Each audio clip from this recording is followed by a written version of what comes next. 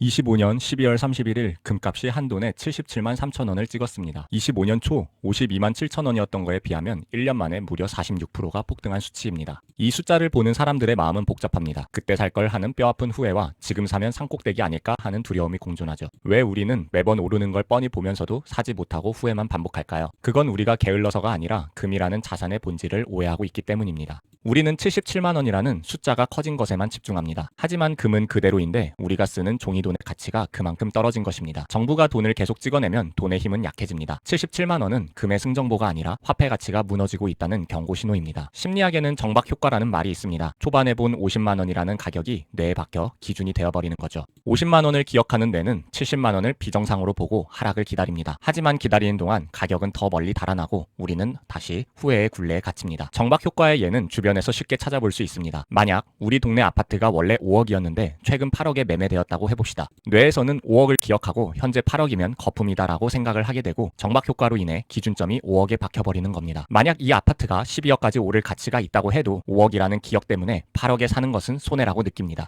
결국 10억이 될 때까지 기다리기만 하다가 기회를 놓치는 거죠. 이런 정박 효과로 금 투자를 망설이는 이유는 결단력이 없어서가 아닙니다. 금을 왜 가져야 하는지에 대한 자신만의 기준이 없기 때문입니다. 갖고 있던 금이 이제 한돈에 77만 원이 되었으니 부러워하면서 나도 일찍 살 거리라는 생각보다도 지금 사면 손해라는 생각이 더 크다는 겁니다. 우리는 흔히 금값이 올랐다라고 말하지만 경제학으로 보면 금의 가치는 그대로인데 우리가 쓰는 지폐의 가치가 떨어진 것에 가깝습니다. 2025년 한 해 동안 금값이 46% 폭등했다는 건 그만큼 우리가 쓰는 화폐의 가치가 무너졌다는 뜻입니다. 당신이 은행에 넣어둔 예금의 숫자는 변하지 않았지만 그 돈으로 살 수 있는 실제 물건의 양은 1년 만에 절반 가까이 줄어든 셈입니다. 머리로는 금 하나쯤은 있어야지 라고 생각하면서도 막상 금방 앞에서 발길을 돌리는 이유는 뭘까요? 그거는 여러분의 판단력 문제가 아니라 인간의 뇌가 원래 그렇게 설계되었기 때문입니다. 심리학적으로 인간은 수익의 기쁨보다 손실의 고통을 2배 더 크게 느낍니다. 금을 샀다가 가격이 조금이라도 떨어질 때 느낄 눈앞의 고통이 무서워서 결정을 미루는 거죠. 반면 금을 안 사서 내 현금 가치가 인플레이션으로 서서히 녹아내리는 보이지 않는 파멸은 당장 아프지 않기 때문에 안전하다고 착각합니다. 주식은 기업의 이익을 보고 저평가됐다라고 판단할 기준이 있지만 금은 이자도 배당도 없습니다. 그래서 사람들은 가격이 오르면 너무 비싸다고 하고 가격이 내리면 더 떨어질까봐 무섭다라고 합니다. 기준이 없으니 결국 가격만 보게 되고 가격에 휘둘리다 보니 후회만 남는 것입니다. 역사를 통틀어 수많은 국가가 나타났다 사라졌고 그들이 발행했던 찬란했던 화폐들도 지금은 종이 조각이나 유물이 되었습니다. 하지만 그 모든 풍파 속에서 가치를 잃지 않고 생존한 유일한 주인공은 금입니다. 고대 로마 제국은 전쟁 비용을 충당하기 위해 은화에 구리를 섞기 시작했습니다.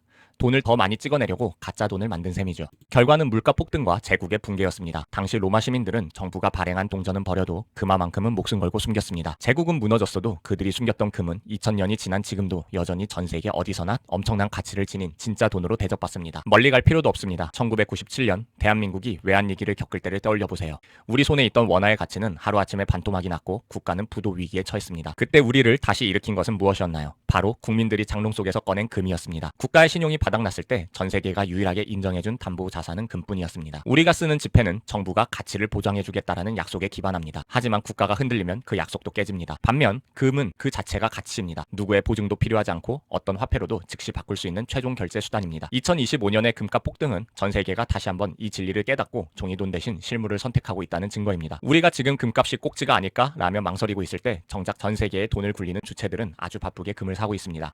바로 각 나라의 중앙은행과 슈퍼리치들입니다. 그들은 왜 비싸진 가격에도 불구하고 조용히 금고를 채울까요? 전 세계 중앙은행들이 금을 사는 가장 큰 이유는 달러에 대한 의심 때문입니다. 예전에는 달러가 세상에서 가장 안전하다고 믿었지만 미국이 돈을 무제한으로 찍어내고 정치적 갈등이 심해지면서 달러만 믿고 있다가는 위험하겠다라는 공포가 커진 거죠. 그래서 그들은 특정 국가의 통제도 받지 않고 전 세계 어디서나 통용되는 금을 자산으로 옮기고 있는 겁니다. 우리가 은행에 넣어둔 돈은 엄밀히 말하면 은행의 부채입니다. 은행이 망하면 내 돈도 위험해지죠. 하지만 금은 다릅니다. 금은 누군가가 갚아줘야 할 빚이 아니라 그 자체로 완벽한 가치를 지닌 물질입니다. 시스템 전체가 흔들리는 위기 상황에서 누구의 신용도 빌리지 않고 스스로 가치를 증명하는 자산은 금밖에 없습니다. 부자들이 금을 사는 건 대박을 노리는 게 아니라 시스템이 멈췄을 때를 대비한 최후의 현금을 준비하는 것입니다. 개인 투자자들은 77만 원이라는 가격에 집중하지만 중앙은행이나 거대 자본은 비중을 봅니다. 내 전체 자산에서 금이 몇 프로인가를 따지는 거죠. 금이 올라도 내 전체 자산 중 안전자산 비율이 부족하다면 그들은 망설임 없이 금을 삽니다. 그들에게 금 투자는 타이밍 맞추기 게임이 아니라 자산의 균형을 맞추는 필수 작업이기 때문입니다. 부자들은 금을 팔기 위해 사는 경우가 거의 없습니다. 없습니다. 그들에게 금은 자손대대로 물려주는 가문의 방패입니다. 화폐 가치가 떨어지는 속도보다 금값이 오르는 속도가 빠르다는 것을 그들은 경험으로 알고 있습니다. 2025년에 금값 폭등을 보며 그들은 미소를 지을 것입니다. 자신의 방패가 더 단단해졌음을 확인했기 때문이죠. 지금까지 금값이 오르는 이유와 우리가 사지 못하는 심리적 배경, 그리고 역사가 증명하는 금의 가치를 살펴봤습니다. 이제 마지막으로 우리 자신에게 질문을 던져야 할 때입니다. 사람들이 금을 안 사고 후회하는 진짜 이유는 게을러서가 아닙니다. 금의 역할을 오해했기 때문입니다. 금은 주식처럼 나를 부자로 만들어주는 공격수가 아니라 어떤 경제적 파도에도 내 가정을 지켜주는 최후의 수문장입니다. 수문장을 고용할 때는 연봉이 조금 올랐다고 망설이지 않습니다. 팀의 승리를 위해 반드시 필요하다면 그 자리를 채우는 것이 우선이죠. 투자도 마찬가지입니다.